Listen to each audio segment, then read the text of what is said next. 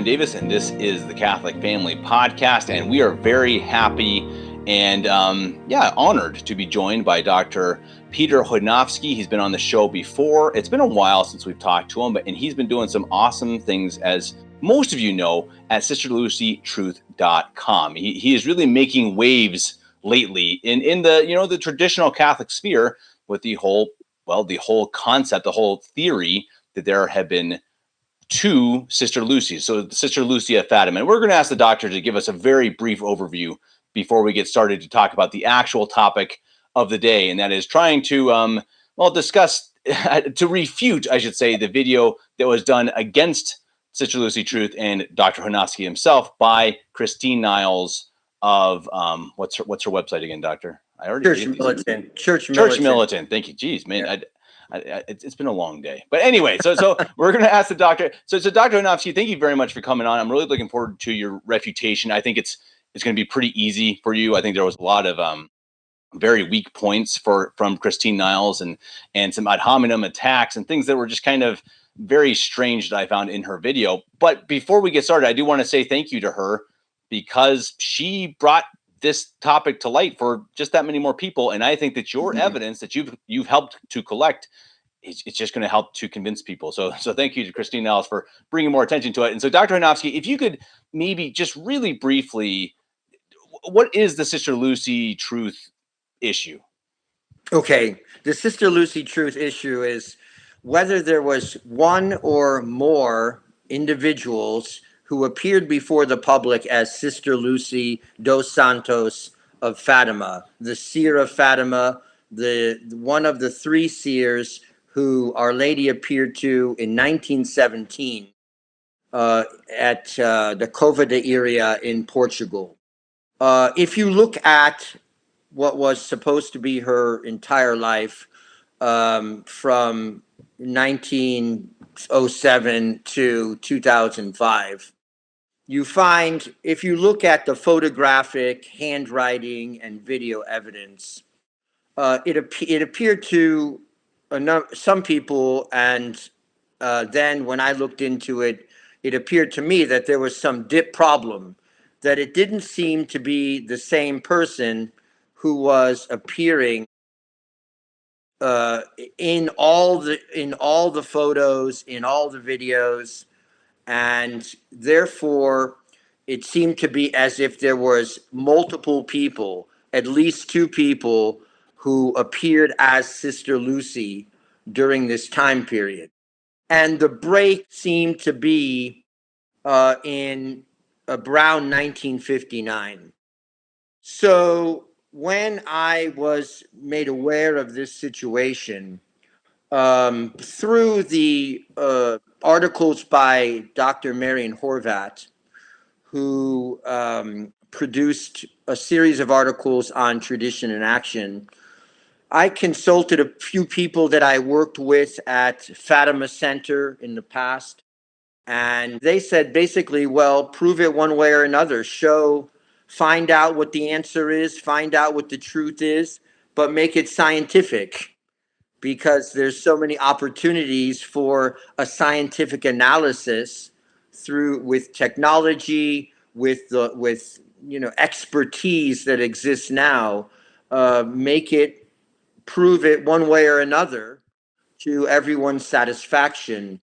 So I took up that task and formed Sister Lucy Truth in late 2017, and we started hiring investigators, getting people to put together photographic evidence, video evidence, and even handwriting evidence from Sister Lucy dos Santos from the whole period of her supposed life, from 1907 until 2005.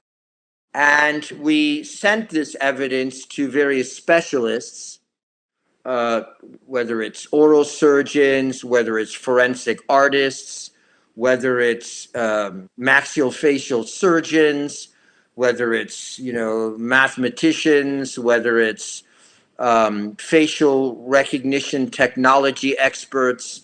We sent it to all these people, including a Guinness Book of World Records winner, Lois Gibson, who won the Guinness Book of World Record Award for identifying the most murderers and solving the most crimes through her forensic art with the Houston Police Department for years, and in many cases, and international reputation.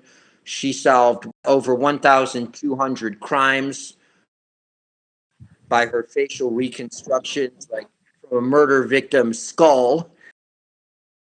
She would create an entire face and help solve a crime. So, and she also had been schooled in dentistry and creating dentures in the 70s. So we sent our evidence to these people to make a determination based on their own expertise and their own methodology. What do you think about this? And our ultimate interest was whether these were the same persons, whether this was the same person throughout, because it should be. It was taken to be. And to our surprise, we found out that it wasn't. And after now it's into basically 5 years of receiving reports of various kinds, which we've published all our reports on the internet at sisterlucytruth.com. If we look at that, we can say that there was a substitute, there was an imposter, and the question is, well, who was it?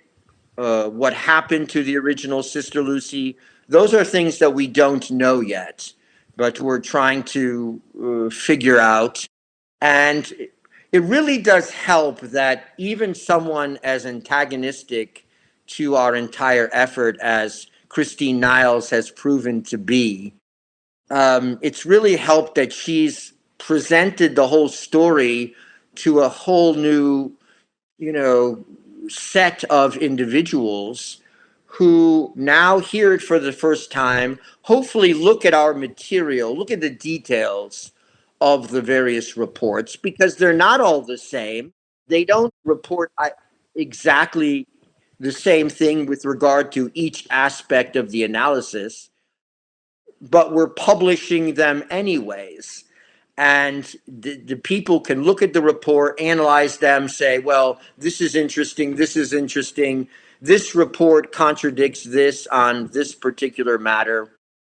They can do that all themselves. And, we continue to try to bring out the material in various, as we're doing now, in various podcasts, in various,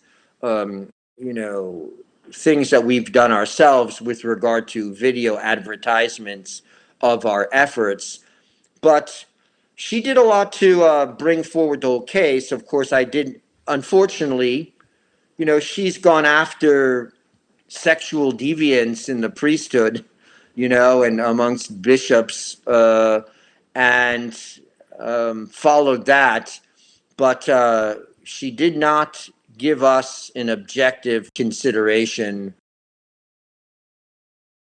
And that was disappointing, because ultimately this is going to face the whole world.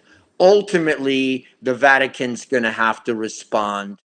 But of course, they realize that there's a problem. They know that there's a problem, and they're trying to cover it up in a very cheap and unprofessional way, which is disappointing. Why not see this?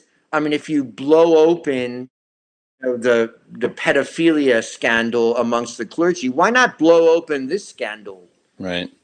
Well, to me, it seemed like she was a bit of a gatekeeper, as you say. I think kind of this, hey, let's do whatever we can to put out this fire. And maybe Absolutely. It's her personal feelings. I don't know, but I find it a little odd that sometime in the show she's saying that all of this is based on ideological opinions. And so it's all being ideological. It's like, well, even if that's true, her opinions were clearly ideological too. She went in to try to convince people that it wasn't true. It was not a fair journalistic approach, and No. that's very clear. I mean, anyone who's watched her video cannot say that was a fair journalistic approach, and so it was her ideology as well.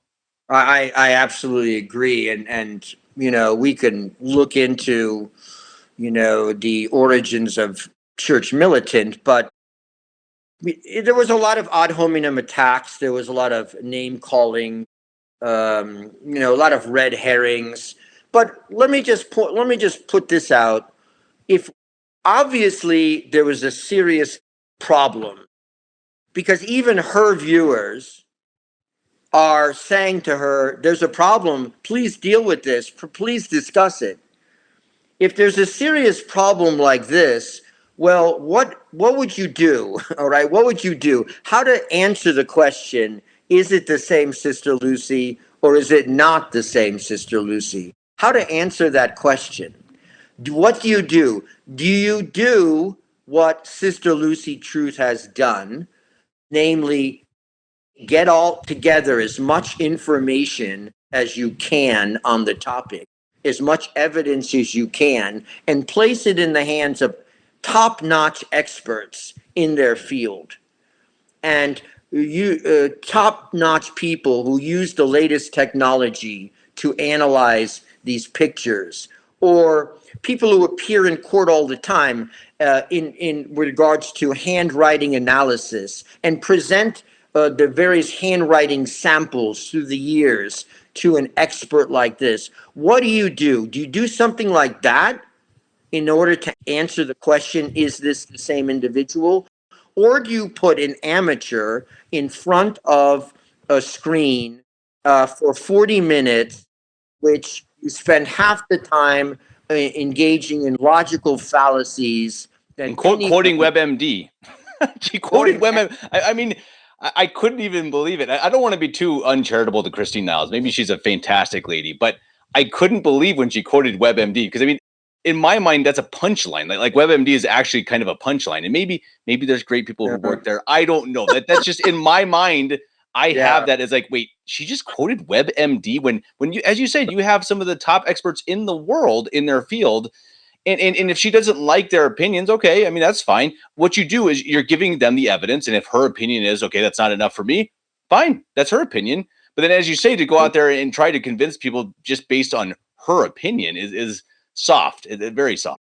Basing it on her opinion, and also I think it was an insult to the intelligence of her listeners, because and it's also insult to the experts that I consulted, because she comes out with things like, look, people look different when they're older, and people look different when they smile, and people look different when there's different shading and lighting.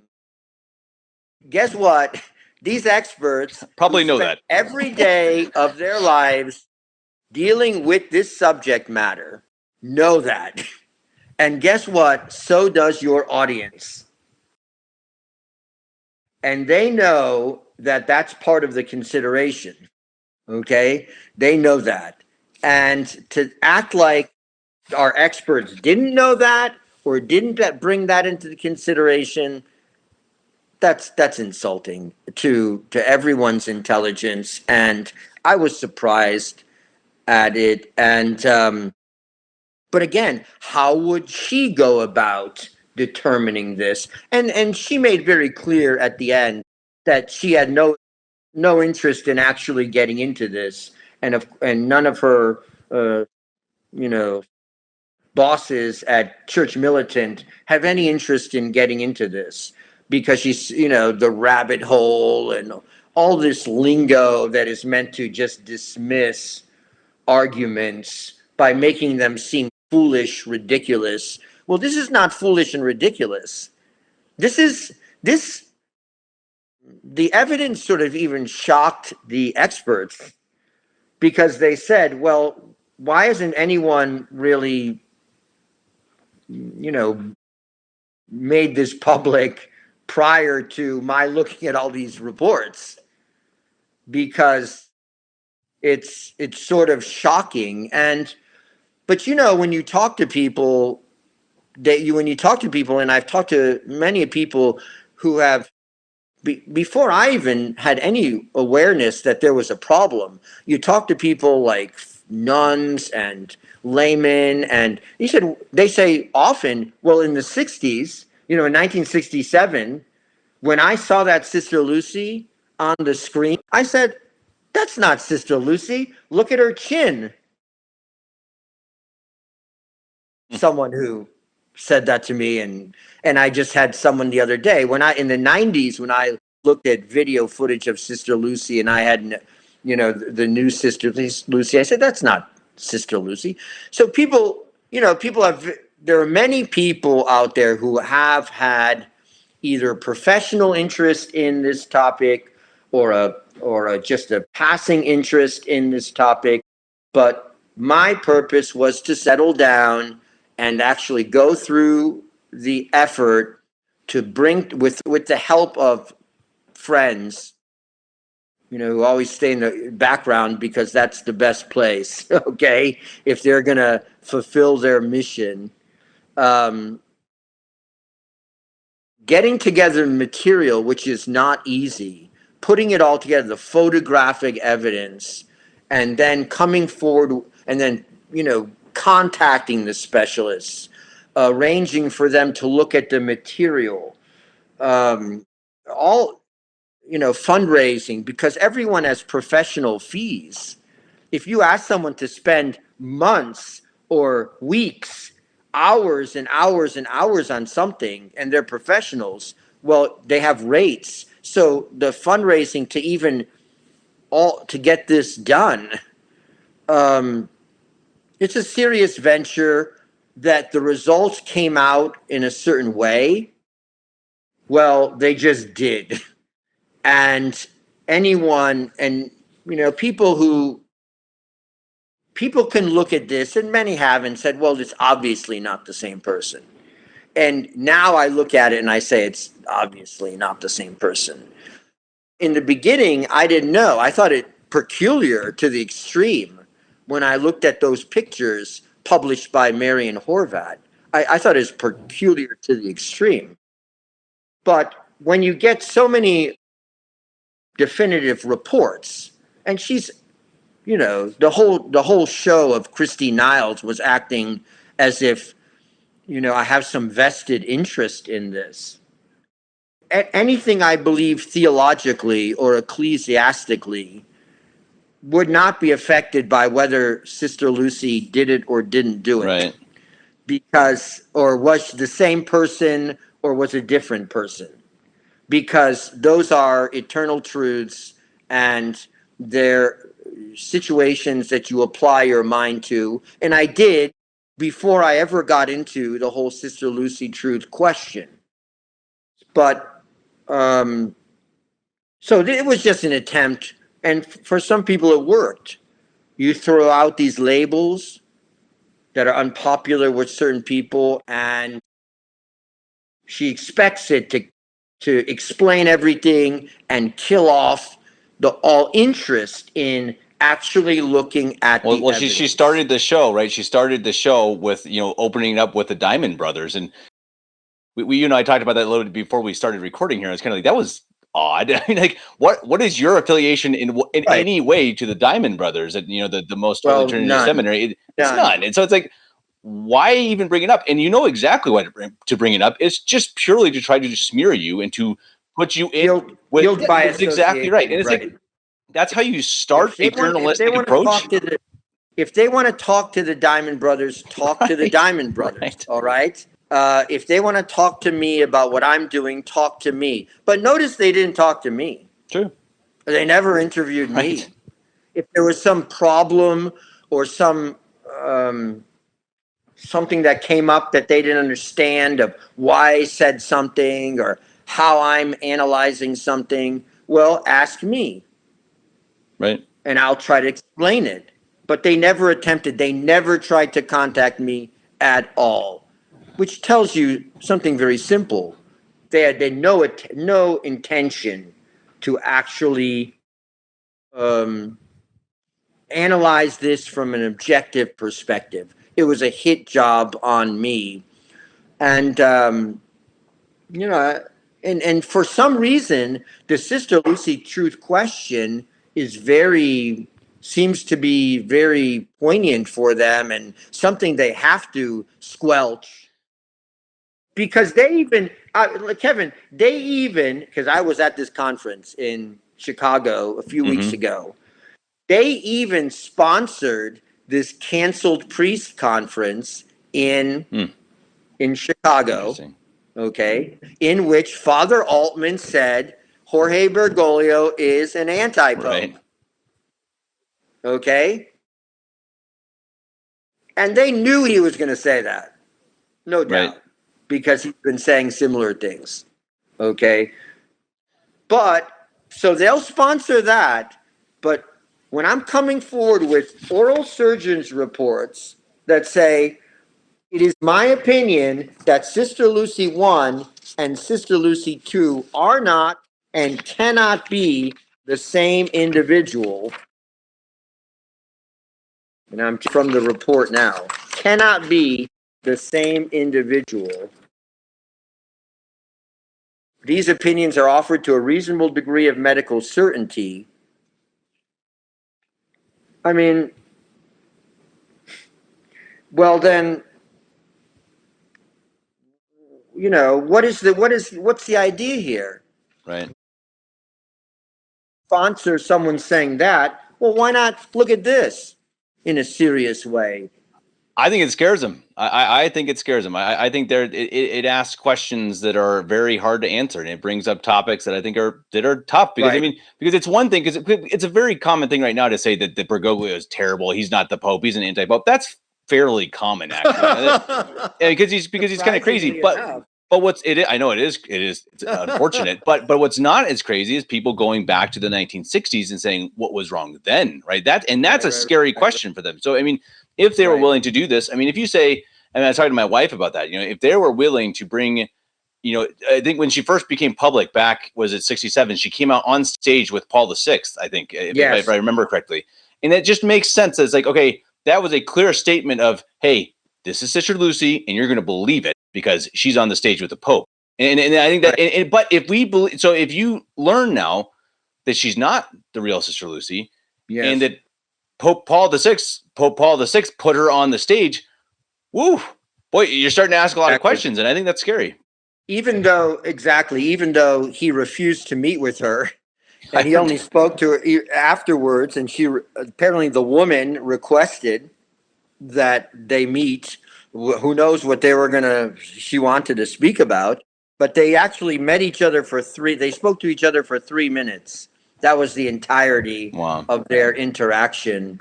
And and that woman who came forward, that's the first time she's unveiled. And when we look at that woman, we're shocked to see not only the total facial difference between that woman and the woman that we know was Sister Lucy, who went back to Fatima in the 1940s and then entered the Carmelites in the 1950s. And not only is there complete facial difference, there seems to be an age difference also. The new Sister Lucy appears to be in my amateur judgment, about at least 15 to 20 years difference. The one in 1967 is clearly much younger than the real Sister Lucy. And, you know, and not only that, but the behavioral difference, the total behavioral difference between one Sister Lucy and another Sister Lucy. So these behavioral differences are another aspect of our investigation. We have much video evidence, and we've, gone through newspapers and articles to find out things like, for example, Carlos Evaristo, who's very much against us now, the Sister Lucy Truth endeavor. Dr. Zugaby, who works closely with him, admitted in a Wander interview that when Carlos Evaristo interviewed the Sister Lucy in 1993, he was so shocked at what he encountered that he went to the Portuguese police and said, well, what's going on? This is not the real Sister Lucy. Wow. He was subsequently talked into it, apparently, that it was. And they referred him to Dr. Zugaby, who, never did a forensic analysis like we did.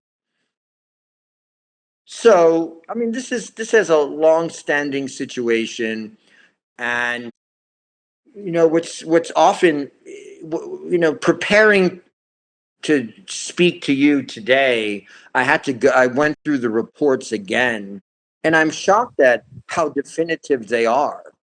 The facial recognition technology, every single one can clearly be read to say there's a different woman. There's some problem. There's two people.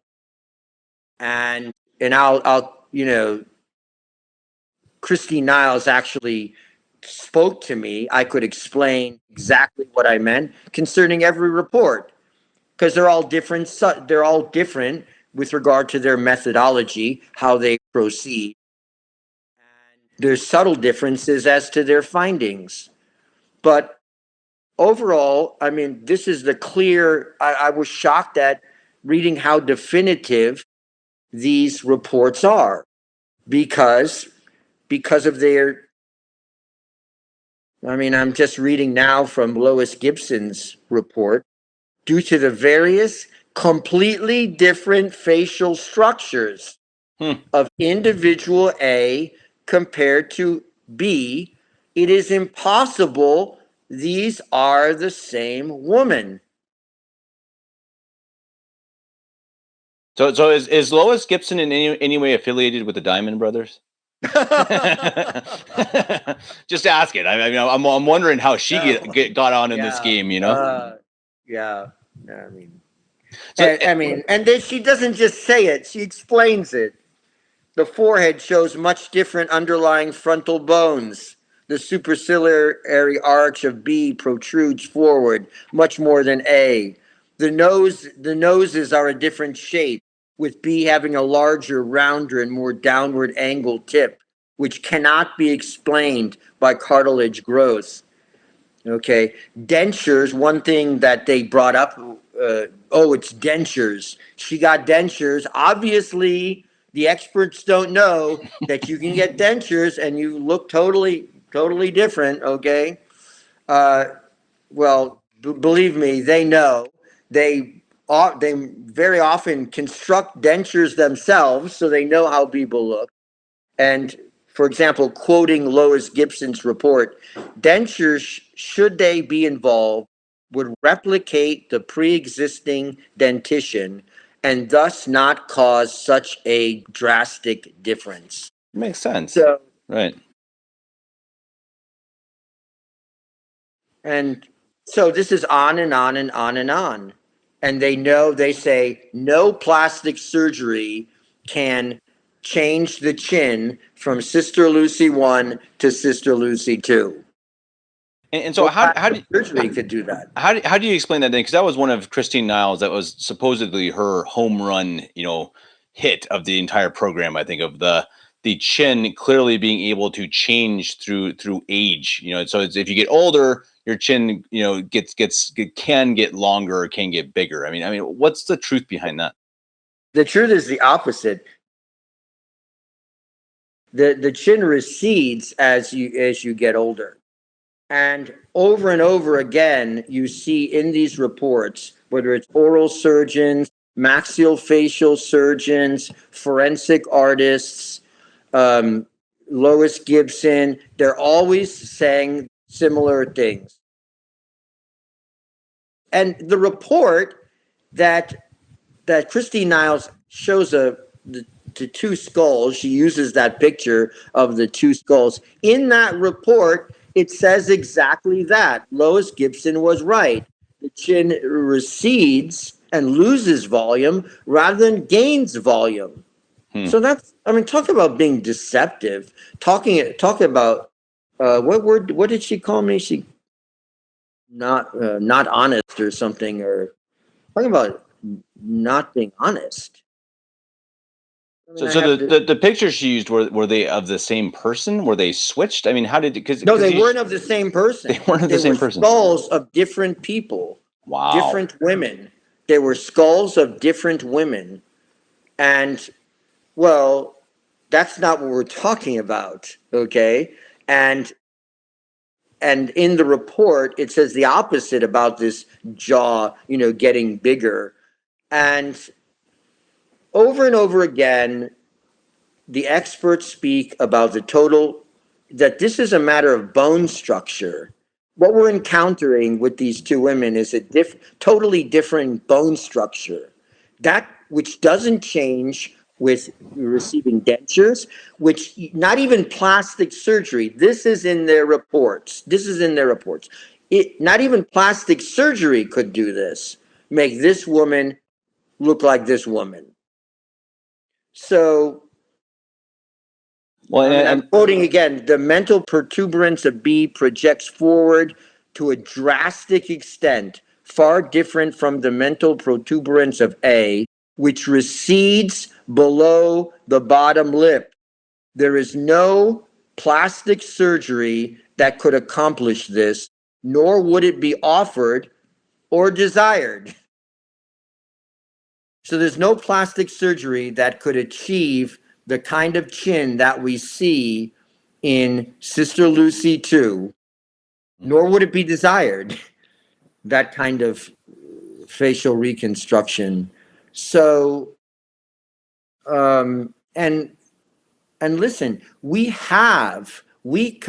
asked Lois Gibson, because this is one of her specialties, creating, forensic age progression pictures based on the photos of the real Sister Lucy from as a child into the 40s, into the 50s. Show us what Sister Lucy is going to look like at the age of 60 when she, when supposedly appears with Paul VI at Fatima. What is she going to look like? And then what would she look like at the age of 80 when, she appeared with John Paul II so many times? What would she look like? Well, if you look at those pictures, they look absolutely nothing. Those drawings, they look absolutely nothing like the pictures of Sister Lucy 2 as she appears in 1967 and then into the 1990s. Nothing at all like. But you can clearly see, yes, this is what the real Sister Lucy, whose face had character to it. She obviously comes from Portuguese peasant stock, and she looks like it. Yeah. And that's not, that's a compliment. So, we can talk about bone structure, and we can talk about facial progression drawings from real experts, not from do-it-yourself forensic WebMD. Yeah, by taking some young 20-year-old face of a 20-year-old girl and then making it into transitioning to an 80-year-old and see, oh, her face changes. Well, thank you very much. We can clearly see it's the same person anyways. Right. But guess what? We know the face changes. That's it. That's part of the consideration of every single expert who analyzes material. Some facial recognition technology does different things. They have a different algorithm. So that's why you put together various facial recognition reports and from various companies who have various techniques and methodologies. And that's what we've done. So I think we're being straightforward. I think we're being sincere. But at some point, you have to sort of draw it all together and say, wait a minute, we need to, now the investigation needs to take a step forward to find out what actually happened. Like, who is this other woman? And what happened to the real Sister Lucy? When did it happen? And of course, the most interesting question, why did it happen? Which is the most interesting question there is. Like, why did it happen? I can guess. But and also there's this, it's called logical inference. If people, myself included, draw some conclusions from the empirical evidence that's presented, really certain empirical evidence that's presented, well, that's what the human mind does.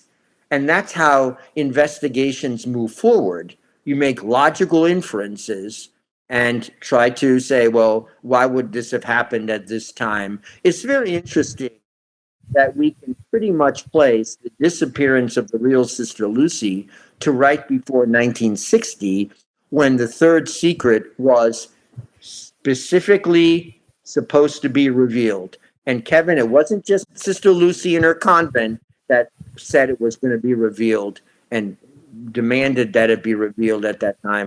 The whole world knew it was supposed to be revealed. Right. My parents knew it was supposed to be revealed, and their parents, and they were waiting.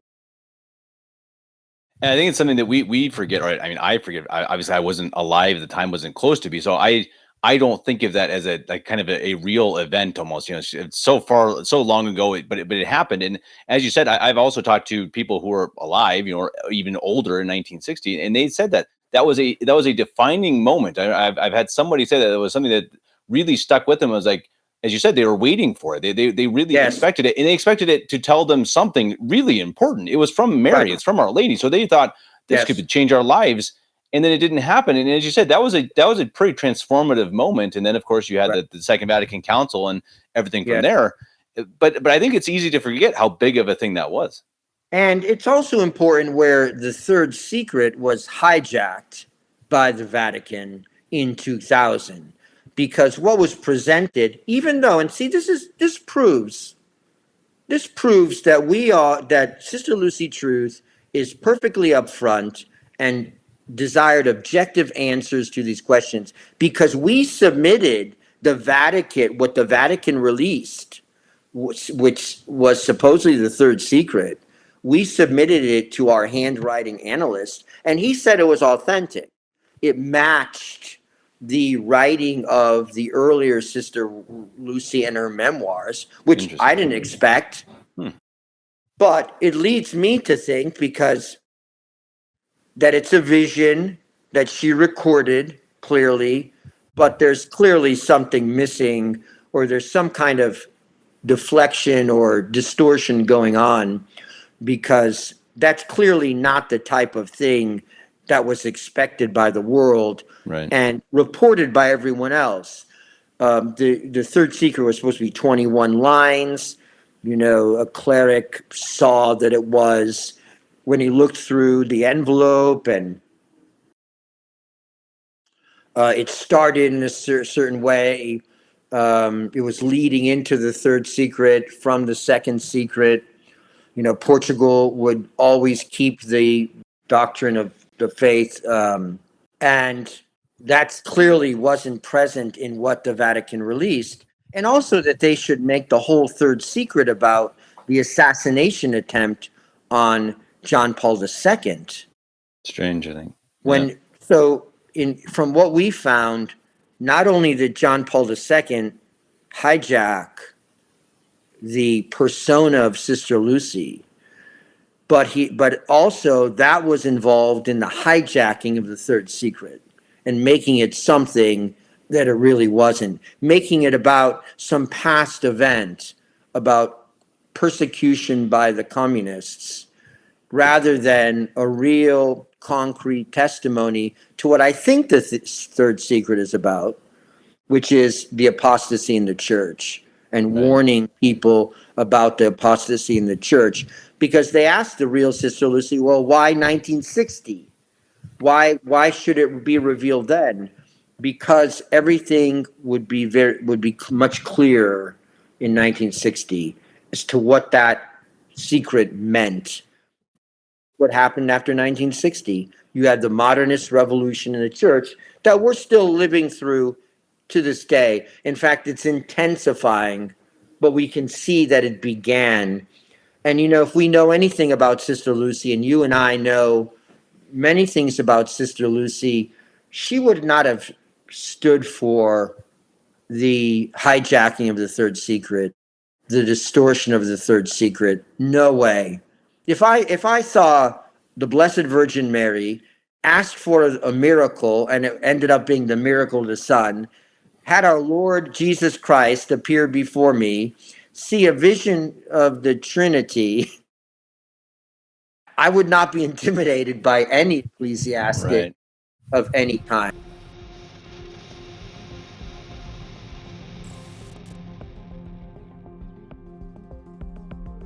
She would never agree to be silenced. And so I think that's why she had to be eliminated. And she was eliminated, clearly. In one way or another. How exactly, we don't know for certain. But that she was, in one way or another, we're certain about that. Well, and I think it you see why people are starting to tune into your project and tune into the whole idea, because I think they're starting to see the connection. They see the foolishness in Rome and just a really just absolutely almost insanity that's coming out of Bergoglio and Francis, and I think that is making people kind of open their eyes and think, okay, what is the root of this? And I think that's connected with this type of thing. People are starting to see, okay, yeah, okay, and then they hear these rumors of a fake Sister Lucy. You're like, okay, wait, what's that about? And then you dig into it a little bit, and you see, and it's really interesting. I'd highly recommend to anyone go watch. You don't have to watch the video from Christine Niles, but look at the comments.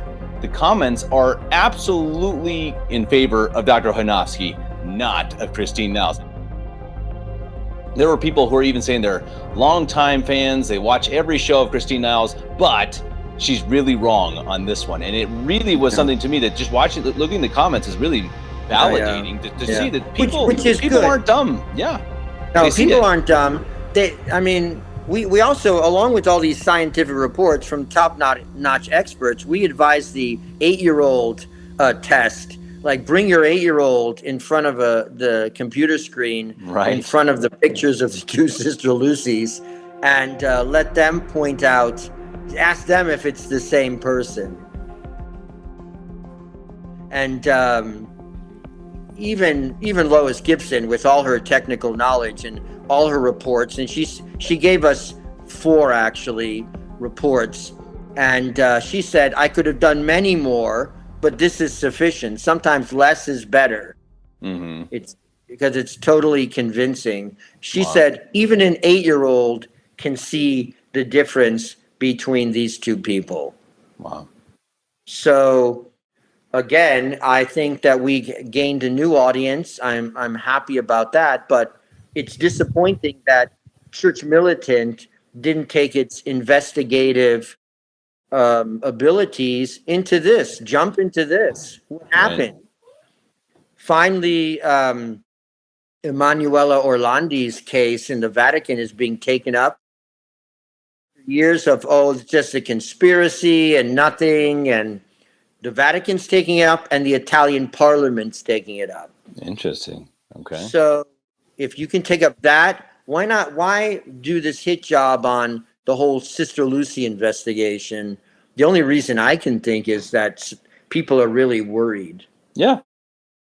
Well, and I think that's anyone watching this, we appreciate you being here, and we highly suggest that you go to sisterlucytruth.com and support Dr. Chojnowski and everything that they're doing, because again, this is something that, as you said, this is something that you've kind of gotten past step one. You've gotten a lot of this information. You've gotten a lot of these experts proving the theory, at least from their perspective, that yes, there are two Sister Lucys. So yeah, what's next? And I think that's a good question. And I think that if you keep digging into it, as we know you will, you're also going to need help. So please go to sisterlucytruth.com. And I know there are ways to support you there. So I mean, it's one of those things that really, the more we bring to light the darkest corners, sure, the devil can't hide anywhere. I think if you bring light to the darkest corners, then eventually the devil can't hide. And I think we're starting to see the devil come out in the open. And maybe Right. this is one way to help that out too, and to get people Sure. to see the truth. We've never been afraid of truth. Catholics can never be afraid of truth, Right. because we worship truth itself. So we can never be afraid of truth. And the more truth we get, the more specificity we get, the better. And all those who are able to support us in the media, this should be a motion picture, really. The whole removal of Sister Lucy and what happened.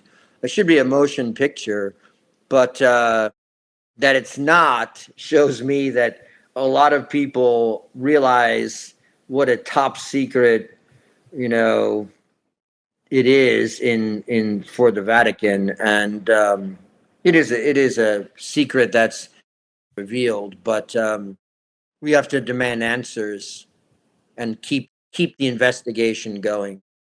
Like, why couldn't they say, for example, well, all right, what would settle this is DNA evidence. All right, I'll go to my Vatican contacts and ask, can there be a DNA analysis Right. of the real relatives of Sister Lucy and this person in the grave at Fatima, between the two cousins? But nothing was. It's just a rabbit hole, and I'm not going to talk about it anymore. Right. After spending 40 minutes on it. Right. It's enough. well, Dr. Chojnowski, I really appreciate it. I think it's as always, it's been a pleasure to have you on. And I guess I'll give you the opportunity to have an ad hominem attack against Christine Niles. I'm kidding. Oh, I know no, you wouldn't do that. I know you wouldn't do that. I mean, be honest, yeah. Just apply your skills as an investigator to this case, which is obviously real, and make the Vatican come up with answers. Don't just spout their line, because they've deceived us before, and they're trying to deceive us in this regard also.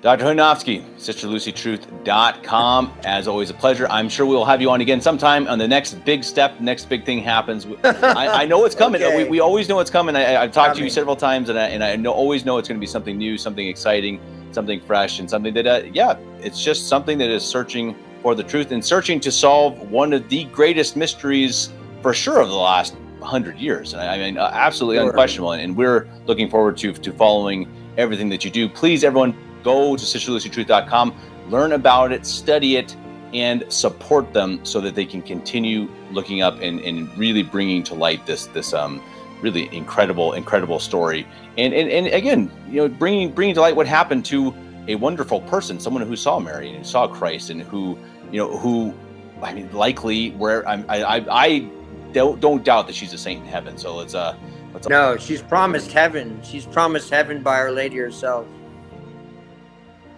Yeah, so let's help the doctor to bring the truth to light for Sister Lucy. Dr. Chojnowski, thank you very much. Until next time, God bless.